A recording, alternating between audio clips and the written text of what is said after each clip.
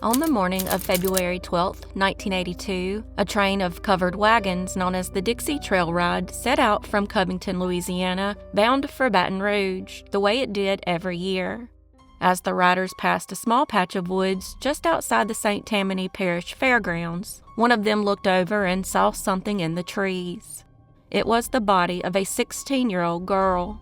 Her name was Roxanne Sharp, and in that quiet North Shore town, the answer to what happened to her would stay locked behind a wall of silence for more than 4 decades.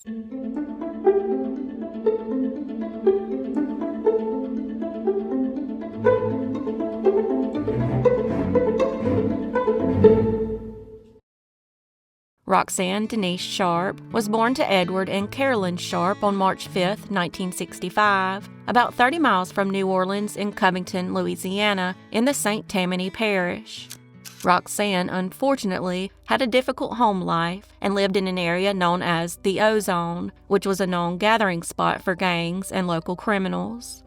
Her peers and community members noted that her survival instincts and resourcefulness stemmed directly from adapting to her rough surroundings. She was already known to local law enforcement for her history of drug use and minor arrests involving property damage and physical fights. By the winter of 1982, Roxanne, now 16 years old, was already a mother herself and had dropped out of high school. While there were signs of her trying to get her life together, such as enrolling in a local trade school, she was still hanging around a dangerous crowd. For most of January of that year, she was active in school while caring for her 18-month-old son. However, by the end of the month, she had dropped out of that school as well, and her behavior shifted dramatically. Her mother would later note that her daughter had been visibly shaken and deeply distressed over the drug overdose and possible murder of one of her close friends. Then, on February 5, 1982, everything in her life would come crashing down. That day, she was spotted getting into a white van in a local grocery store's parking lot. She was then seen at the Lee Road Quick Stop at the intersection of Lee Road and Hornsby Street, where she interacted with some people she knew. After that, she was never seen alive again. After days of no contact, her family reported her missing on February 9th, 4 days after she was last seen. For 3 days, her family waited and searched, holding on to hope. But that hope ended on February 12th, when the trail riders found her body in the woods near the fairgrounds. Investigators believe she had been dead for 2 to 3 days by the time she was discovered, meaning she was likely killed within hours of vanishing. Her cause of death was severe physical trauma after being brutally beaten and strangled. She had also been sexually assaulted, and her death was ruled a homicide.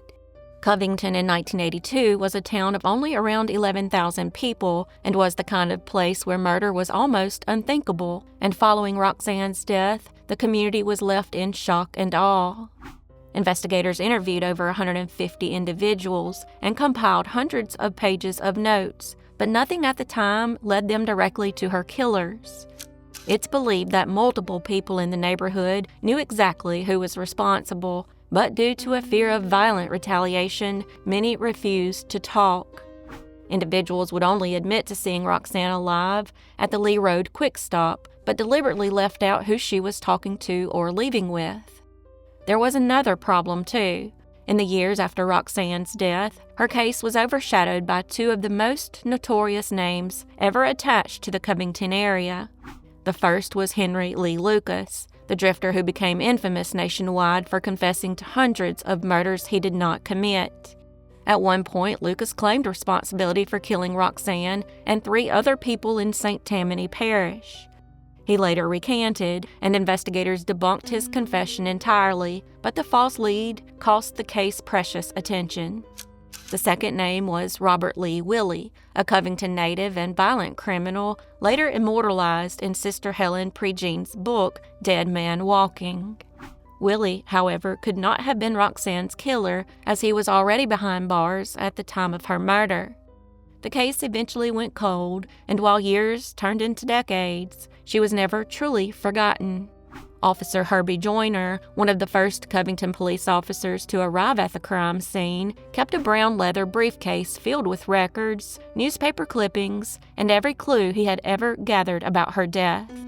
He rarely spoke about the case, but he never let it go, and his family later said it haunted him until the end of his life. Then, in 2023, detectives with the Louisiana State Police Covington Field Office took over the lead role in the case. They pulled the original file, reviewed the physical evidence, and began re-interviewing witnesses and potential suspects who were still living.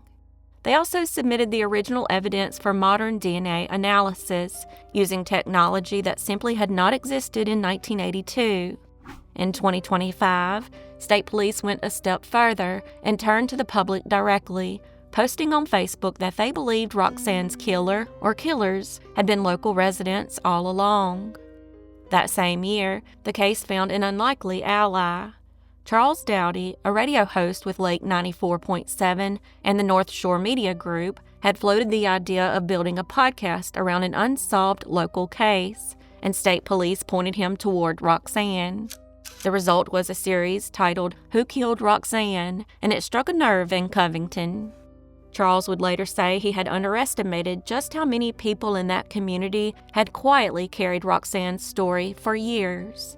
The podcast was a huge success and pried loose new information, new leads, and new witness cooperation that investigators had never had before, and combined with the advanced DNA testing, they were getting very close to solving the case.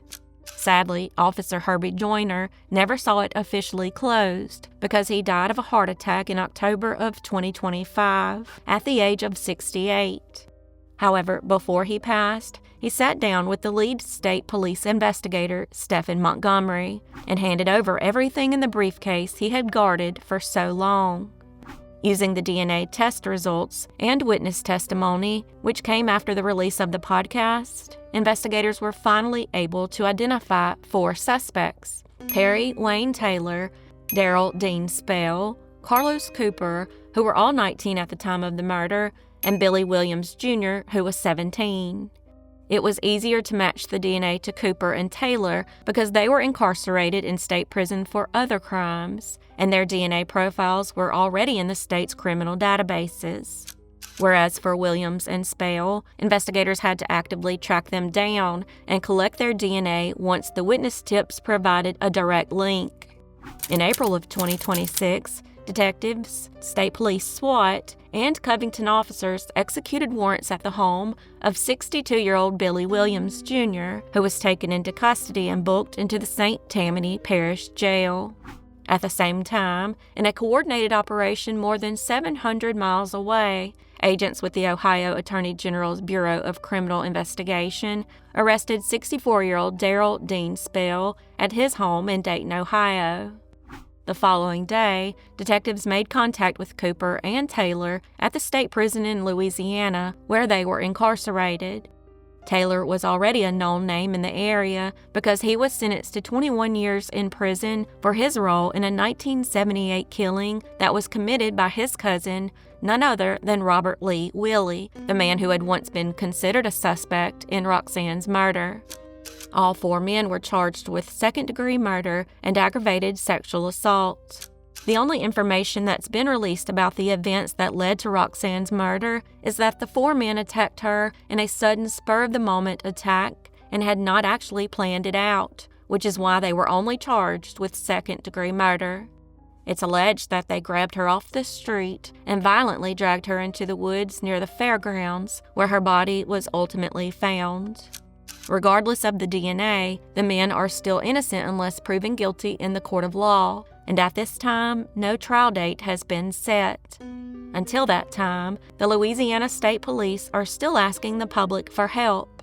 So if you or anyone you know has information regarding the murder of Roxanne Sharp, please call the state police at 985-635-3167, or you can submit tips online through the WhoKilledRoxanne.com website. Roxanne Sharp was found murdered on February 12, 1982, and after 44 years, 4 men now stand indicted and awaiting trial for her sexual assault and murder.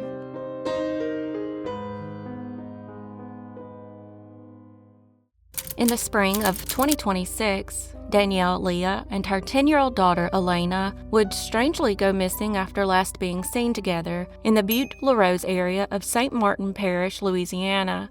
Unfortunately, months would go by before anyone reported them missing, and by the time search teams began combing the basin, the trail had gone dangerously cold. But as investigators began peeling back the layers of Danielle and Alayna's final known days, they uncovered a dark, unfolding mystery.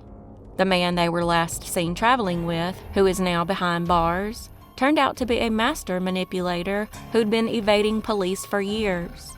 This triggered a massive multi-agency search to try to piece together what really happened deep in the Louisiana swamps. Danielle Alayna Lea was born on January 5, 1987, and was from the East Feliciana Parish, north of Baton Rouge, more than an hour's drive from where she and her daughter Alayna disappeared. In the months leading up to this, she began dating a man who went by multiple names, such as Trevor Crawl and Dusty Lee Crawford. However, his real name was James Michael Nona, and he had a long history of evading law enforcement across multiple states. During that time, he was constantly changing his looks while moving from state to state and hid by using fake names to dodge the felony warrants out on him and to avoid registering as a sex offender. What the actual crimes are have not been released to the public. Danielle, meanwhile, having no clue she had just crossed paths with a career fugitive, began planning a life together with him. They were even trying to finalize a joint property purchase at a local campground right before her and her daughter's disappearance. Once Nona had gained Danielle's trust, the real person behind the mask began to show, and by April of 2026, he was isolating Danielle and her daughter from their family and exerting strict control over them. He even moved them from their home in East Feliciana Parish to the Happy Town campground about 80 miles away. Once there, they began trying to jointly purchase a piece of property that was connected to the campground area, but by May, all communication with them had stopped. It was during this time that neighbors at the Happy Town campground noticed something unsettling. Danielle and Alayna had completely vanished, yet Nona was still living on the property alone. By June, Nona had abandoned the campground and was once again working to establish a new life for himself. He had even found a new, unsuspecting woman he was actively trying to groom.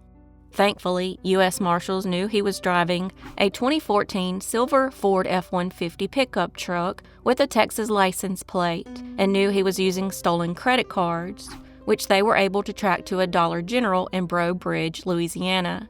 They also discovered he had used a stolen identity to secure a P.O. box in Krotz Springs, Louisiana. By July, he had crossed back into Texas, and on the 27th, he was arrested by the U.S. Marshals Fugitive Task Force in Galveston, Texas. Neither Danielle nor Alayna was anywhere to be found, and on July 28th, their family members officially reported them missing to the Baton Rouge Police Department, where Danielle's mother is employed. From there, multiple agencies, including the St. Martin Parish Sheriff's Office, got involved and were able to obtain information that Danielle and Alayna were last seen in the Butte-La Rose area in spring. Multiple searches have been performed with the help of the United Cajun Navy, along with the Baton Rouge Police Department, St. Martin Parish Sheriff's Office, and the Louisiana State Police, but no sign of Danielle or Alayna has been found. While Nona has been interrogated, the exact details, if there are any, have not been released to the public. Investigators are now asking anyone who might recognize Danielle or Alayna Lea, or who might remember seeing them anywhere in the Butte-La Rose area or beyond, to call the St. Martin Parish Sheriff's Office at 337-394-3071. Tips can also be made anonymously to St. Martin Crime Stoppers at 337-441-3030 or through the P3 Tips app, and any tip that leads to an arrest may be eligible for a cash reward. Danielle Alayna Lea and her daughter Alayna were reported missing on July 28, 2026, and as of August 2026, both remain missing, and the search for them is ongoing.